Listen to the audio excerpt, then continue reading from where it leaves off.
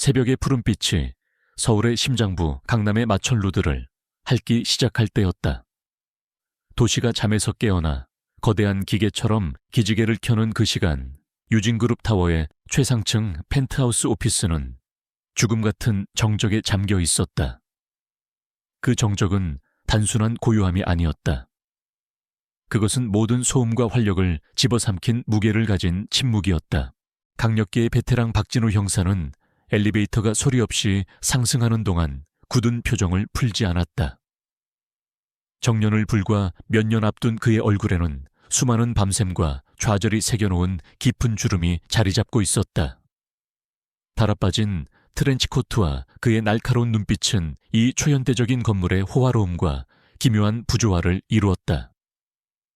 이곳은 돈과 권력이 신이 되는 세계였고 박진우는 그 세계에 속하지 않은 이방인이었다. 펜트하우스 오피스에 문이 열리자 앙구이, 한 가죽과 방향제 냄새, 그리고 차가운 공기가 그를 맞았다. 통유리창 너머로는 이제 막 불을 켜기 시작한 도시의 혈관들이 거미줄처럼 펼쳐져 있었다. 최고급 마호가니 책상 질서정연하게 꽂힌 책들 모든 것이 완벽하게 정돈된 공간. 그 완벽함 속에서 유일한 불협화음은 의자에 쓰러지듯 앉아있는 한 남자 대한민국 재계의 거물 유진그룹 윤태섭 회장이었다. 그의 죽음은 폭력의 흔적 없이 고요했다. 바닥에 떨어진 위스키 잔과 반쯤 비워진 병이 그의 마지막 순간을 짐작하게 할 뿐이었다. 현장에 먼저 도착한 젊은 경찰이 다가와 보고했다.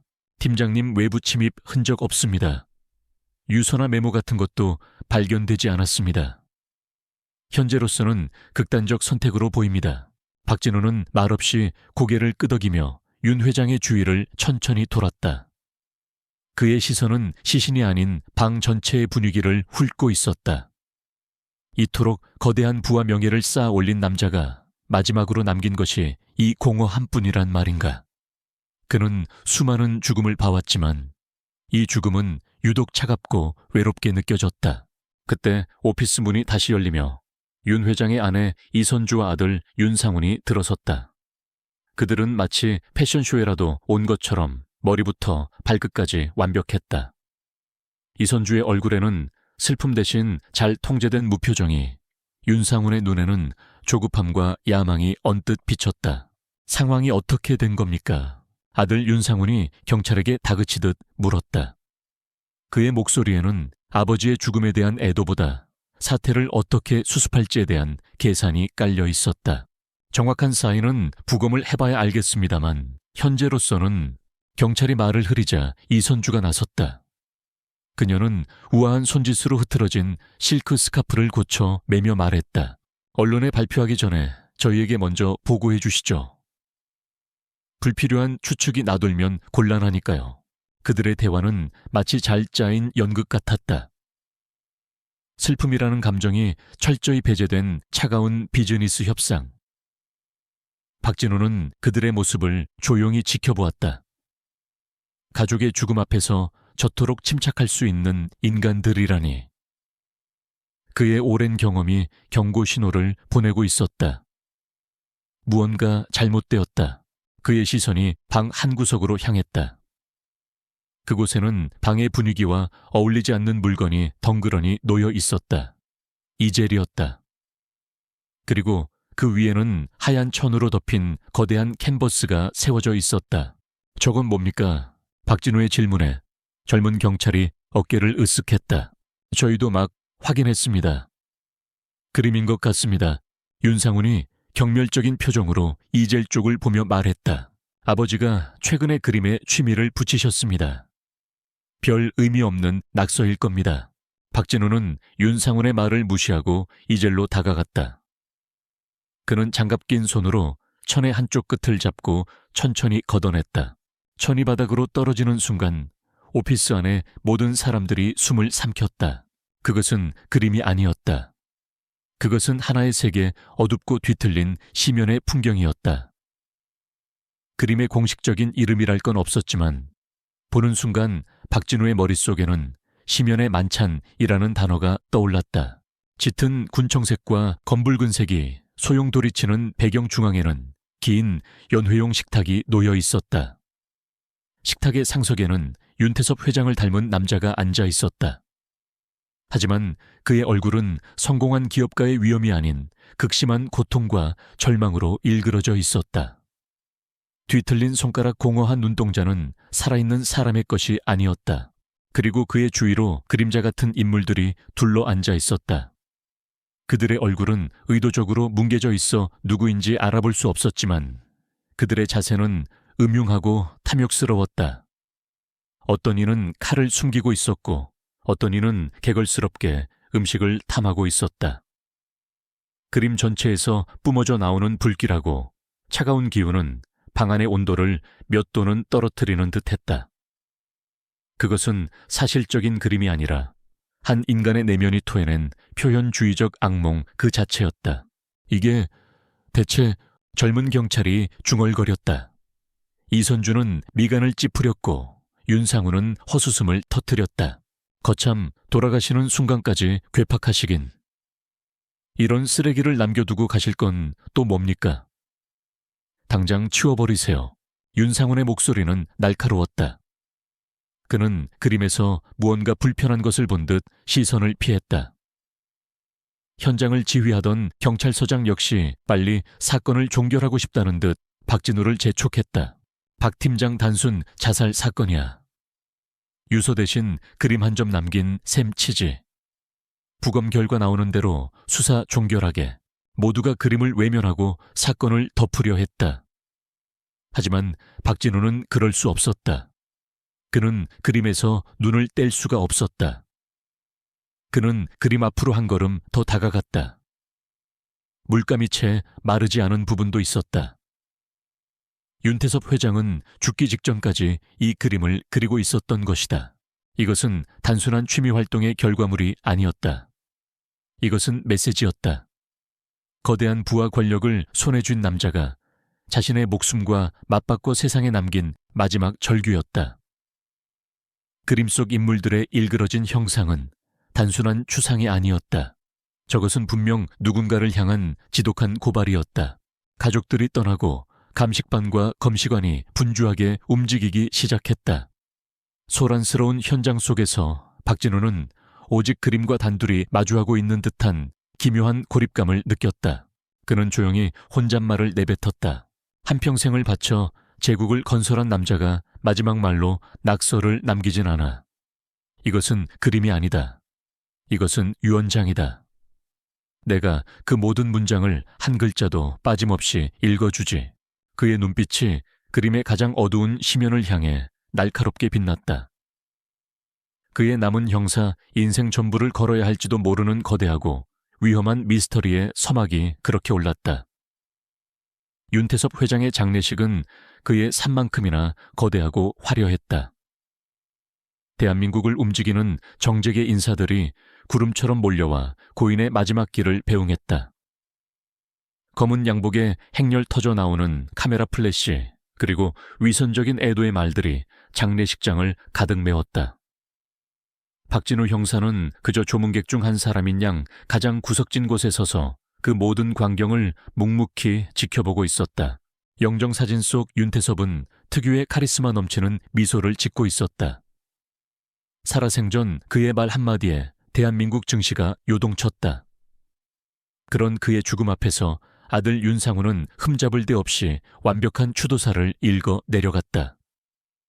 그의 목소리는 잘 연습된 슬픔으로 미세하게 떨렸고 아버지에 대한 존경과 그리움을 유창하게 토해냈다.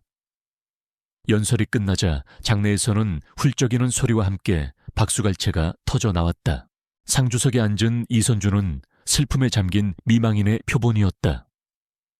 그녀는 조문객들의 위로를 기품 있게 받아내며 연신 손수건으로 눈가를 찍어냈다. 하지만 박진우의 눈에는 그 모든 것이 거대한 연극의 일부로 보일 뿐이었다. 그는 보았다. 아들의 연설에 박수를 치면서도 차갑게 빛나던 윤상훈의 눈을, 조문객들의 손을 잡으면서도 그 너머에 다른 무언가를 경계하던 이선주의 굳은 턱을, 그리고 윤상훈이 유진그룹의 핵심 임원 중 한 명과 스치듯 주고받던 짧고 의미심장한 눈빛을. 그들에게 이 장례식은 애도의 장이 아니라 권력의 계승을 공표하고 내부를 단속하는 무대였다. 사건은 예상대로 신속하게 종결되었다. 과도한 업무 스트레스와 우울증으로 인한 극단적 선택. 부검 결과에서도 타살의 흔적은 발견되지 않았다. 그렇게 대한민국은 거인의 죽음을 서둘러 잊으려 했다. 하지만 박진우는 잊을 수 없었다.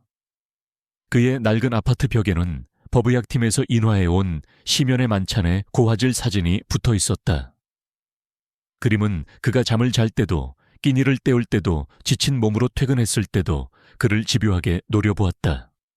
그 그림은 단순한 증거 사진이 아니라 죽은 자가 그에게 남긴 풀지 못한 숙제이자 강박이었다. 박진우는 비공식적으로 조사를 시작했다. 그는 윤태섭 회장의 지난 6개월간의 개인 일정을 입수했다. 서류 속에서 드러난 윤 회장의 삶은 철저히 고립되어 있었다. 평생의 낙이었던 골프 약속은 모두 취소되었고 오랜 친구들과의 만남도 끊겼다. 그의 일정표에는 단 하나의 약속만이 주기적으로 기록되어 있었다. 미술교사 K. 하지만 가족 중 누구도 비서실조차도 K의 정체를 알지 못했다. 또한 그는 거액의 현금을 여러 차례 개인적으로 인출했다. 그 돈의 행방은 묘연했다. 한평생을 숫자로 살아온 사람이 마지막에 그림이라 박진우는 커피를 마시며 혼잣말을 했다. 그는 윤태섭이 그저 변덕으로 그림을 그렸다고 생각하지 않았다. 그에게 그림은 최후의 언어였을 것이다. 이해받지 못할 것을 알면서도 누군가는 자신의 목소리를 들어주길 바라며 남긴 필사적인 독백, 그러던 어느 늦은 밤이었다. 며칠째 이어진 잠복과 무의미한 서류 검토에 지쳐갈 무렵 그는 습관처럼 벽에 걸린 그림 사진을 응시하고 있었다. 이제는 너무 많이 봐서 모든 세부 사항을 외울 지경이었다. 고통에 일그러진 윤 회장의 얼굴, 개걸스러운 식탁의 손님들 소용돌이치는 어두운 배경.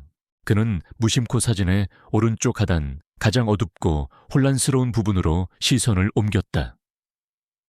그곳은 마치 폭풍우가 몰아치는 밤바다처럼 검푸른 물감이 두껍게 겹쳐진 곳이었다.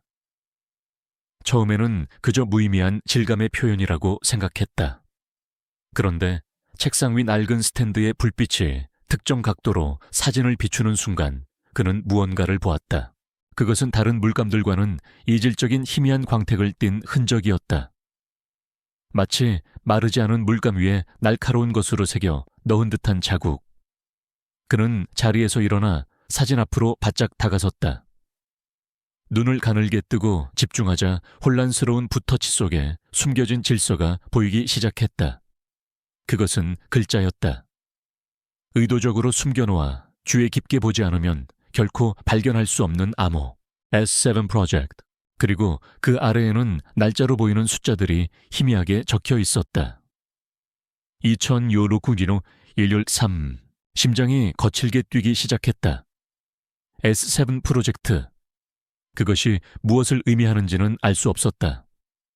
하지만 이것은 더 이상 막연한 직감이나 심증이 아니었다. 죽은 자가 남긴 그림 속에서 찾아낸 최초의 명백한 단서였다. 윤태섭은 자신의 죽음이 이 프로젝트와 관련이 있음을 알리고 싶었던 것이다. 2025년 6월 13일. 그가 스스로 목숨을 끊기 불과 일주일 전의 날짜였다. 그날 무슨 일이 있었던 것일까? 박진우는 온몸에 전율이 흐르는 것을 느꼈다. 그동안 그를 짓누르던 무력감과 답답함이 한순간에 거치고 굶주린 맹수 같은 형사의 본능이 깨어났다. 이것은 덮을 수 있는 사건이 아니었다. 윤태섭의 죽음 뒤에는 거대한 부패와 음모가 도사리고 있었다. 그리고 그가 사랑했던 가족과 믿었던 동료들이 그 중심에 있을지도 모른다. 그림 속 고통스럽게 입을 벌리고 있는 윤태섭의 얼굴이 그에게 말을 거는 듯했다. 보았는가? 이제 시작일 뿐이야. 박진우는 낡은 트렌치코트를 집어들었다. 그의 눈은 오랜만에 흔들림 없는 결의로 가득 차 있었다. 그는 이제 막 실의 한쪽 끝을 잡았을 뿐이었다. 그 실을 따라가면 무엇이 나올지, 얼마나 위험한 괴물이 기다리고 있을지 알 수 없었다. 하지만 그는 멈추지 않을 터였다. 죽은 자의 마지막 유언을 외면하는 것은 그가 살아온 형사로서의 삶 전체를 부정하는 일이었기 때문이다. 밤의 장막이 내려앉은 도시를 향해 박진우는 차가운 결심을 품고 발걸음을 옮겼다. 이제 막 첫 번째 균열이 생겨나기 시작했다. S7 프로젝트. 박진우는 이 단서를 손에 쥐고 유진그룹의 내부를 파고들려 했지만 거대한 철옹성 앞에서 번번이 가로막혔다. 그것은 외부에는 절대 알려지지 않은 극비리에 붙여진 프로젝트 코드명이었다. 공식적인 서류도 관련된 인물의 증언도 확보할 수 없었다. 성벽은 생각보다 훨씬 높고 단단했다. 그는 방향을 틀었다. 성벽을 넘을 수 없다면 성벽 안에서 누군가 던져준 열쇠를 찾아야 했다. 윤태섭 회장의 마지막 나날의 유일한 접점이었던 미스터리한 미술교사 K. 그를 찾아야만 했다. 박진우는 윤 회장의 개인 재무 기록을 다시 샅샅이 뒤졌다. 거액의 현금 인출은 여전히 추적이 불가능했지만 대신 아주 사소하고 주기적인 지출 내역 하나가 그의 눈에 들어왔다. 인사동의 한적한 골목에 자리한 낡고 작은 미술용품점에 매달 일정 금액이 송금되고 있었다. 대기업 회장의 씀씀이라고 하기엔 너무나 소박한 금액이었다. 박진우는 낡은 트렌치코트 자락을 휘날리며 인사동으로 향했다. 가게는 수십 년은 좋게 된 듯 세월의 덮개가 내려앉아 있었다. 기름 냄새와 묵은 종이 냄새가 뒤섞인 가게 안에서 백발의 노인 주인이 붓을 손질하고 있었다. 그는 경찰의 방문을 경계했지만 박진우의 끈질기고 조용한 질문과 경찰 신분증 앞에서 결국 입을 열었다. 김민준 화백이라고 평창동 끝자락에 혼자 사시는 양반이야. 윤 회장님이 쓸 물감은 항상 그분이 직접 와서 골라 가셨지. 드디어 K의 실마리가 잡혔다. 김민준. 박진우는 곧장 차를 몰아 평창동으로 향했다. 그가 도착한 곳은 고층 빌딩과 화려한 저택들이 즐비한 동네의 이미지와는 사뭇 다른 조용한 주택가 끝에 자리한 낡은 한옥이었다. 그곳은 유진그룹의 차가운 화려함과는 정반대의 세계 시간이 더디게 흐르는 듯한 고즈넉한 공간이었다. 박진우가 삐걱거리는 대문을 열고 들어서자 오래된 물감과 테레비뉴 냄새가 훅 끼쳐왔다. 마당 곳곳에는 캔버스와 조각상들이 무질서하게 놓여 있었다. 그곳에서 물감 묻은 작업복 차림의 한 노인이 이젤 앞에서 그림을 그리고 있었다. 그가 바로 김민준이었다. 그의 손은 물감으로 얼룩져 있었고 세상의 모든 시름을 담은 듯한 지친 눈을 하고 있었다. 김민준은 낯선 방문객, 특히 경찰을 반기지 않았다. 그는 경계심 가득한 눈으로 박진우를 위아래로 훑었다. 볼 일 없소. 돌아가시오. 박진우는 서두르지 않았다. 그는 말없이 다가가 김민준의 작업대 위에 시면에 만찬 사진을 조용히 내려놓았다. 사진을 본 김민준의 얼굴이 순간 굳어졌다. 그의 눈동자가 가늘게 떨리기 시작했다. 적대감과 경계심은 온데간데 없이 사라지고 그 자리를 깊은 슬픔과 회한이 채웠다. 결국 완성했구려. 그 가여운 양반 김민준의 목소리는 갈라져 있었다. 그는 힘없이 의자에 주저앉으며 박진우를 바라보았다. 내가 선생이라고 천만에. 나는 그저 붓으로 절규하는 법을 알려준 사람일 뿐이오. 윤 회장은 내게 그림을 배운 게 아니야. 자신의 영혼을 캔버스에 쏟아내는 법을 물었을 뿐이지. 김민준은 박진우가 묻기도 전에 모든 것을 털어놓기 시작했다. 윤태섭 회장은 몇 달 전 수소문 끝에 은둔 화가인 자신을 찾아왔다고 했다. 그는 부와 명예 그 모든 것을 가졌지만 가장 외로운 사람이었다. 아무도 믿을 수 없었고 누구에게도 속내를 털어놓을 수 없었던 그는 마지막 탈출구로 그림을 택했다. 박진우는 사진 속 S7 프로젝트 부분을 손가락으로 가리켰다. 이건 회장님이 직접 쓰신 겁니까? 김민주는 고개를 끄덕였다. 폴리머 유광용액 기법. 내가 알려준 거요. 유화물감에 섞어 그리면 특정 각도의 빛에서만 보이게 하는 거지. 옛 화가들이 자신의 서명을 숨길 때 쓰던 방식인데 그 양반은 서명 대신 비명을 숨겨놓았구려. 김민준의 증언은 박진우의 추측이 사실임을 확인시켜 주었다. 그림의 모든 것은 의도된 장치였다. 그는 사진을 가리키며 그림 속 인물들에 대해 묻기 시작했다. 이 사람들은 대체 누굽니까? 김민준은 그림 속 인물들을 하나하나 짚어나갔다. 얼굴은 뭉개져 있었지만 그는 윤 회장에게 들은 이야기와 그들의 특징적인 자세만으로도 누구를 그린 것인지 짐작할 수 있었다. 상석 바로 옆 개걸스럽게 음식을 탐하는 저자는 아마 최 부회장일 거요. 회사의 재물을 총괄하며 뒤로 엄청난 돈을 빼돌리고 있다고 했지. 그 옆에서 교활하게 웃고 있는 자는 사위인 강전무. 회사의 기술을 해외 펀드에 팔아넘기려 했다더군. 그의 설명은 충격적이었다. 그림은 윤태섭을 둘러싼 배신자들의 초상화였다. 그럼 등 뒤에 칼을 숨기고 있는 이자는 박진우의 말에 김민주는 차마 입을 떼지 못하고 고개를 떨구었다. 자신의 제국을 아들에게 물려주지 못하는 것을 가장 가슴 아파했소. 하지만 아들은 아버지를 이해하려 하지 않았지. S7 프로젝트라는 이름 아래 외국 투기 자본과 손잡고 아버지를 몰아내고 회사를 통째로 삼키려 했으니까. S7 프로젝트의 정체는 적대적 인수합병 계획이었다. 그리고 그 주모자는 바로 아들 윤상훈이었다. 6월 13일은 이사회가 열렸던 날. 그날 윤태섭은 가장 믿었던 아들과 임원들에게 완벽하게 배신당하고 경영권을 박탈당했던 것이다. 그림은 그날의 끔찍했던 만찬을 재현한 것이었다. 그림의 짙고 푸른 배경색은 그들이 손잡은 해외 펀드 넵튠 캐피털의 상징색이었다. 모든 퍼즐 조각이 맞춰지고 있었다. 박진우는 거대한 진실에 윤곽 앞에서 소름이 돋는 것을 느꼈다. 김민준의 작업실을 나선 박진우는 다시 경찰서로 향했다. 그의 손에는 이제 날카로운 무기가 들려 있었다. 하지만 그가 사무실에 도착하자마자 분위기가 심상치 않음을 직감했다. 서장이 잔뜩 화가 난 얼굴로 그를 기다리고 있었다. 박진우 팀장, 지금 이게 무슨 짓이야? 서장이 책상을 내리치며 소리쳤다. 종결된 사건을 왜 멋대로 파고 다니는 건가? 방금 경찰청장실에서 직접 전화가 왔어.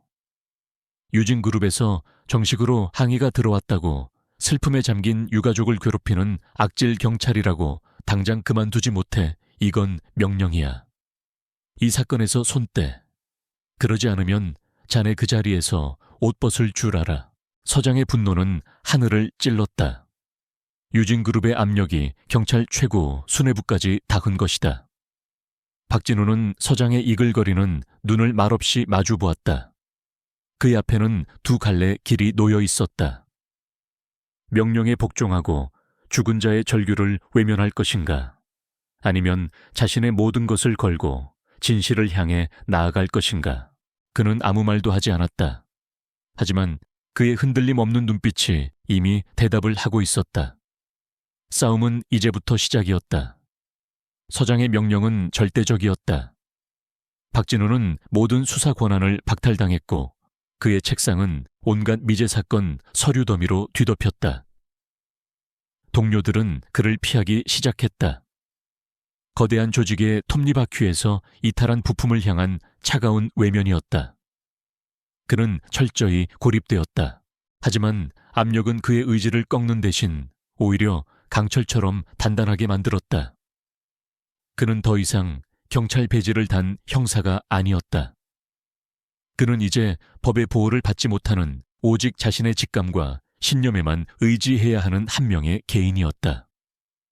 그리고 그것은 그를 훨씬 더 자유롭고 위험한 존재로 만들었다. 그는 S7 프로젝트의 실체를 증명할 물리적 증거가 필요했다. 김민준 화백의 증언과 그림의 상징만으로는 법정에서 아무것도 입증할 수 없었다. 그는 돈의 흐름을 쫓아야 했다.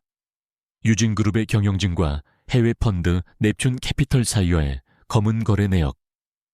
그것만이 그들의 가면을 벗길 수 있는 유일한 칼이었다. 박진우는 수소문 끝에 한 사람을 찾아갔다. 경찰청 사이버 수사대의 젊은 분석가 강소연이었다. 그녀는 박진우가 신참 시절 아꼈던 후배로 타의 추종을 불허하는 천재적인 해커이기도 했다. 그는 어두운 저녁 한적한 포장마차로 그녀를 불러냈다. 선배 종결된 사건에 손대셨다는 얘기 들었어요. 괜찮으세요? 강소연은 걱정스러운 눈으로 물었다. 박진우는 그녀를 위험에 빠뜨리고 싶지 않았지만 지금 그가 믿을 수 있는 사람은 그녀뿐이었다. 부탁이 있다. 유진그룹 내부 서버 그리고 넵튠 캐피털과의 자금 거래 내역을 추적해 줄 수 있겠나. 비공식적으로 강소연의 얼굴이 하얗게 질렸다. 그것은 자신의 커리어는 물론 인생을 통째로 걸어야 하는 위험한 부탁이었다. 그녀는 잠시 망설였지만 이내 박진우의 지친 눈 속에서 흔들리지 않는 정의감을 보았다. 제가 뭘 찾으면 되죠? 그녀는 결국 고개를 끄덕였다. 박진우는 그녀에게 SLS 프로젝트와 관련된 인물들의 이름을 넘겨주었다. 그날 이후 두 사람의 위험한 공조가 시작되었다.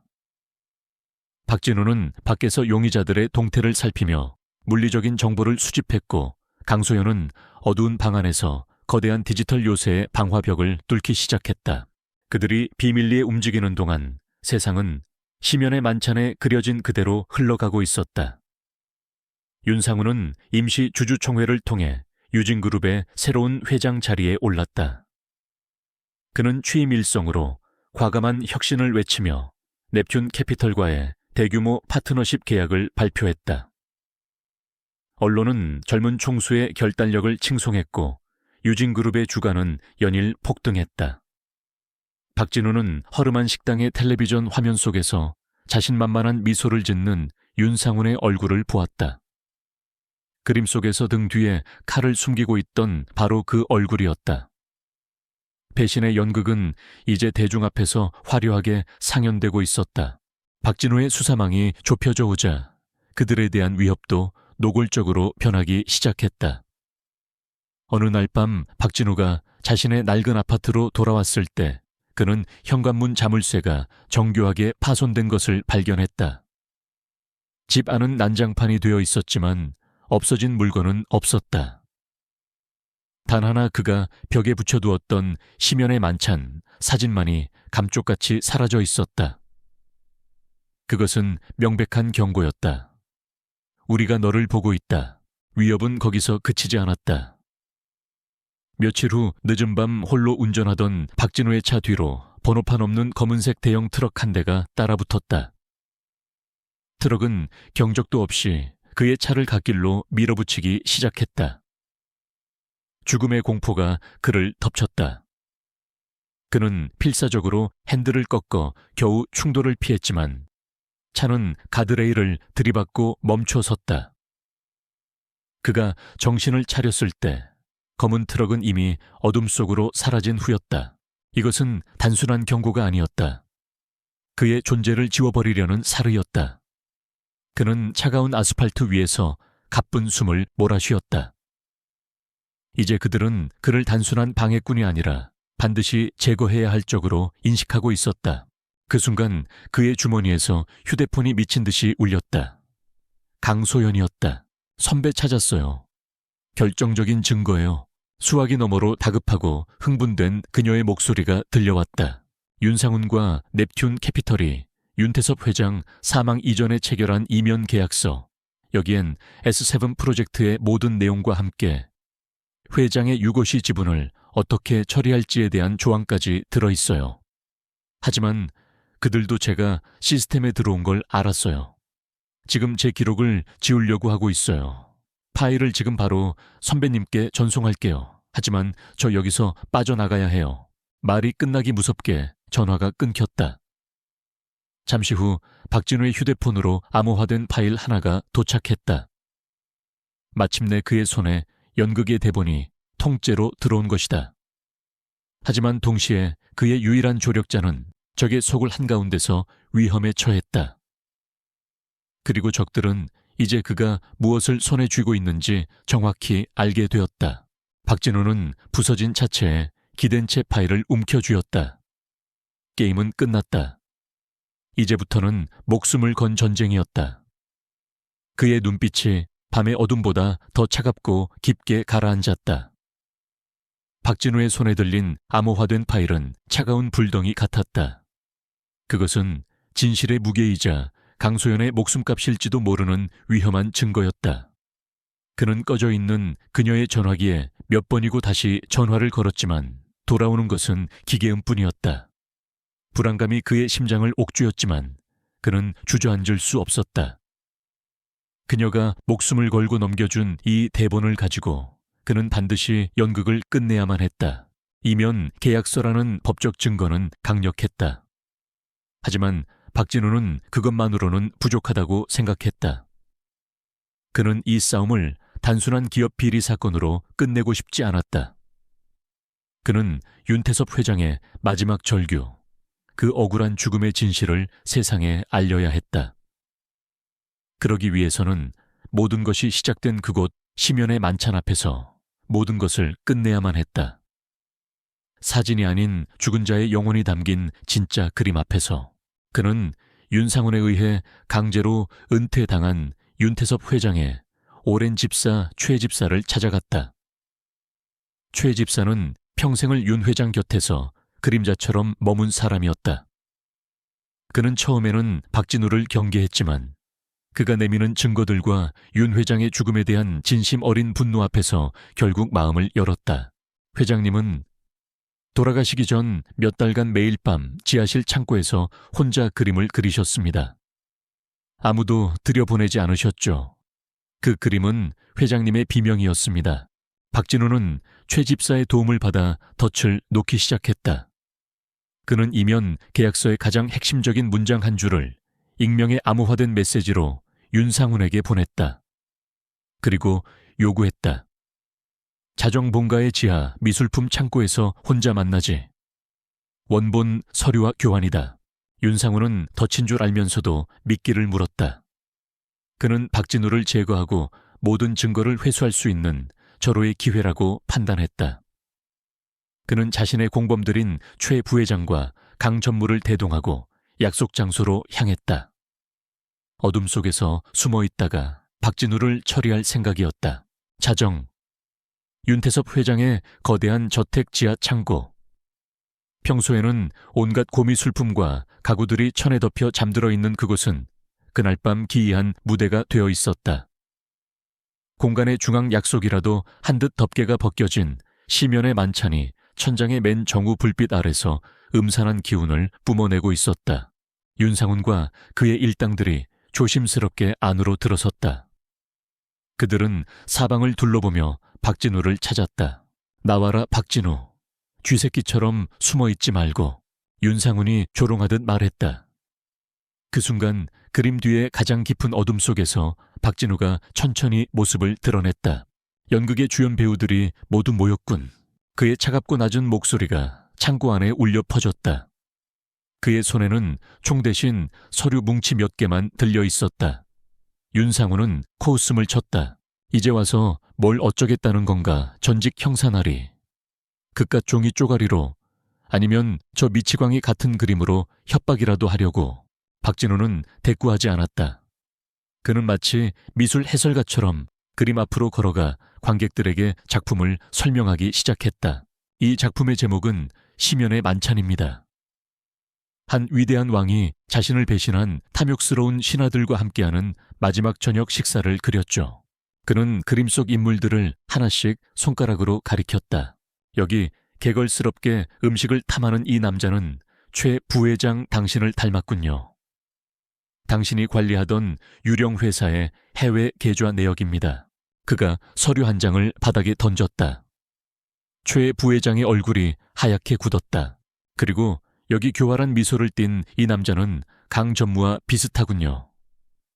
당신이 넵튠 캐피털과 주고받은 이메일입니다. 회사의 핵심 기술을 넘기는 대가로 받을 지분이 상세히 적혀 있더군요. 또 한 장의 서류가 바닥에 떨어졌다. 강 전무는 뒷걸음질 쳤다. 마지막으로 박진우의 시선이 윤상훈에게 향했다. 그리고 아버지를 향해 등 뒤에 칼을 숨기고 있는 이 비겁한 아들. 당신을 위해서는 가장 특별한 증거를 준비했지. 당신의 아버지 윤태섭 회장이 돌아가시기 일주일 전에 당신이 직접 서명한 넵튠 캐피털과의 이면 계약서 원본이다. 박진우가 내민 계약서에 윤상훈의 눈이 지진이라도 난 듯 흔들렸다. 하지만 그는 이내 평정을 되찾고 광기 어린 웃음을 터뜨렸다. 그래서 그래, 우리가 했다 늙고. 고집불통인 아버지를 몰아내고 회사를 구하기 위한 어쩔 수 없는 선택이었어. 하지만 그건 경영권 다툼일 뿐이야. 아버지는 패배를 인정하지 못하고 스스로 목숨을 끊은 거라고. 당신이 가진 증거로는 날 살인자로 만들 수 없어. 윤상훈의 외침이 창고를 울렸다. 그는 모든 것을 인정하면서도 살인 혐의만은 필사적으로 부정했다. 박진우는 그런 그를 보며 조용히 고개를 끄덕였다. 내 말이 맞아. 이 서류들만으로는 당신을 살인자로 만들 수 없지. 그래서 윤태섭 회장께서 직접 증언을 해주시기로 했다. 박진우는 품 안에서 작은 손전등을 꺼내 들었다. 그것은 김민준 화백이 그에게 건네준 자외선 램프였다. 이 그림에는 아직 당신들이 읽지 못한 마지막 문장이 남아있다. 그는 그림 앞으로 다가가 고통으로 일그러진 윤태섭의 얼굴 부분에 자외선 램프를 비췄다. 그러자 아무것도 보이지 않던 윤 회장의 눈가, 그의 눈물 자국 위로 섬뜩한 푸른빛을 내는 글자들이 유령처럼 떠올랐다. 특수 물감으로 덧칠해놓은 유관으로는 보이지 않던 마지막 메시지였다. 내 아들이 나를 죽였다. 그 순간 창고 안의 모든 공기가 얼어붙었다. 윤상훈의 얼굴에서 웃음기가 사라지고 경악과 공포가 그 자리를 차지했다. 그것은 죽은 자가 직접 남긴 그 어떤 증거보다도 명백하고 끔찍한 고발이었다. 말도 안 돼. 윤상훈이 주저앉으며 중얼거렸다. 그의 완벽했던 연극은 아버지의 마지막 눈물 한 방울 앞에서 산산조각이 났다. 바로 그 순간이었다. 창고에 육중한 철문이 거칠게 열리고 수십 개의 손전등 불빛과 카메라 플래시가 그들을 덮쳤다. 박진우가 미리 연락해둔 그의 몇 안 되는 믿음직한 후배 형사들이 들이닥친 것이다. 사이렌 소리가 밤의 정적을 갈랐다. 모든 것이 끝났다. 경찰의 불빛과 카메라 플래시 속에서 윤상훈과 그의 공범들은 그림 속 인물들과 똑같은 절망과 파멸의 표정을 짓고 있었다. 그들의 화려했던 배신의 연극은 죽은 자가 마련한 무대 위에서 비참한 종말을 맞이했다. 유진그룹 윤상훈 회장 존속 살해, 공모 혐의로 긴급 체포. 유서 대신 진실을 말한 그림 시면의 만찬. 정역 공개. 대한민국을 뒤흔든 재벌가의 비극, 그 추악한 진실은 다음날 대한민국은 발칵 뒤집혔다. 언론은 연일 헤드라인을 쏟아냈고 유진그룹의 주가는 바닥을 모르고 추락했다. 한 기업 총수의 죽음으로 시작된 사건은 대한민국 사회의 가장 어두운 단면인 재벌의 탐욕과 부패, 그리고 그 속에서 벌어진 한편의 막장 드라마로 비화하며 전 국민의 이목을 집중시켰다. 재판은 세기의 재판이라 불릴 만큼 떠들썩했다. 윤상훈과 그의 공범들은 최고의 변호인단을 꾸려 그림의 증거 능력을 폄하하고 강소연이 빼낸 이면 계약서를 불법적으로 취득한 증거라며 맞섰다. 하지만 그들의 발악은 소용없었다.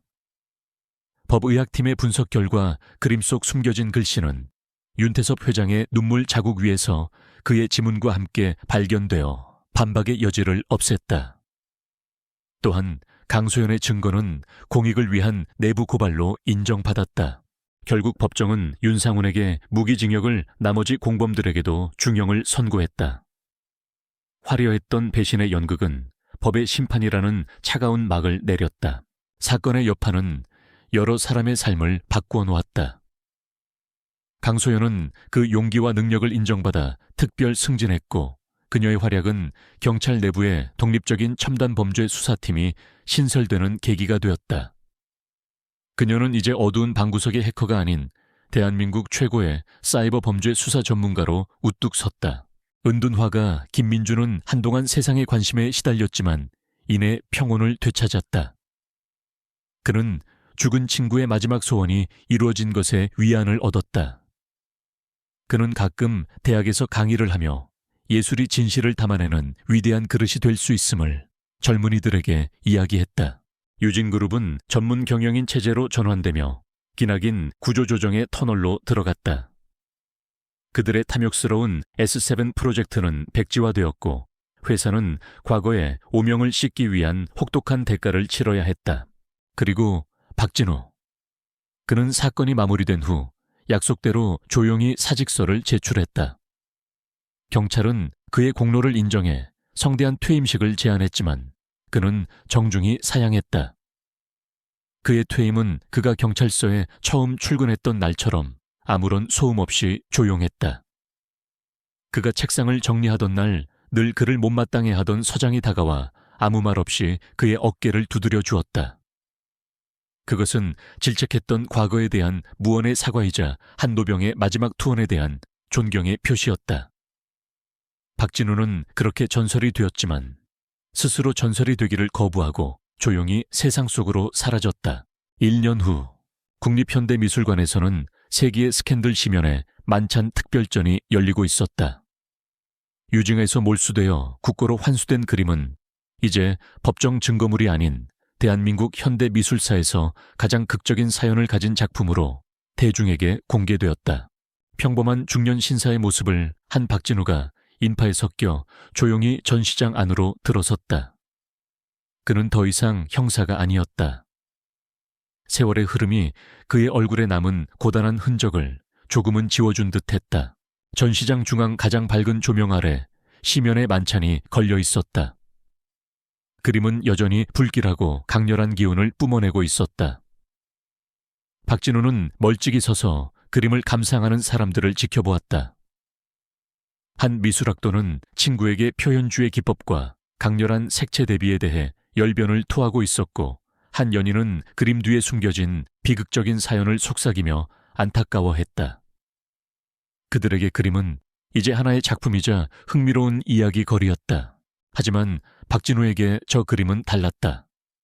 그는 그림 속 인물들의 일그러진 얼굴 너머로 그들의 탐욕과 불안을 보았고, 소용돌이치는 배경 속에서 한 남자의 처절한 고독과 절망을 느꼈다. 그에게 저 그림은 전쟁터였고 비명이었으며 마침내 쟁취해낸 진실의 깃발이었다. 그는 윤태섭 회장을 생각했다. 그는 과연 평안을 찾았을까? 그는 자신의 목숨을 던져 진실을 알렸지만 그 진실이 과연 그에게 어떤 위안이 되었을까? 박진우는 답을 알 수 없었다. 그는 그저 이 모든 비극의 시작과 끝을 지켜본 증인으로서 죽은 자와 산 자 모두를 위해 자신이 할 수 있는 최선을 다했을 뿐이었다. 그의 마음속에는 승리감이나 자부심 대신 깊고 잔잔한 안도감이 강물처럼 흘렀다. 길고 길었던 사건의 유령들이 마침내 그의 곁을 떠나고 있었다. 박진우는 그림을 마지막으로 한 번 바라보았다. 그림 속 윤태섭의 눈은 여전히 고통스러워 보였지만 이제 그는 그 눈빛 속에서 기묘한 승리감 또한 읽을 수 있었다. 그는 모든 것을 잃었지만 그의 진실만은 살아남아 영원히 이 자리에 박제되었으니까. 박진우는 조용히 몸을 돌렸다. 그는 어두운 전시장을 빠져나와 미술관 밖에 눈부신 오후 햇살 속으로 걸어 나갔다. 그는 주머니에서 성울라스를 꺼내 썼다. 이제 그는 더 이상 과거의 어둠을 들여다볼 필요가 없었다. 한 남자의 목숨을 건 유언을 지켜낸 그는 마침내 모든 짐을 내려놓고 평범한 한 사람으로서 자신의 남은 생을 살아갈 터였다. 그는 시면을 뒤로하고 빛을 향해 걸어갔다.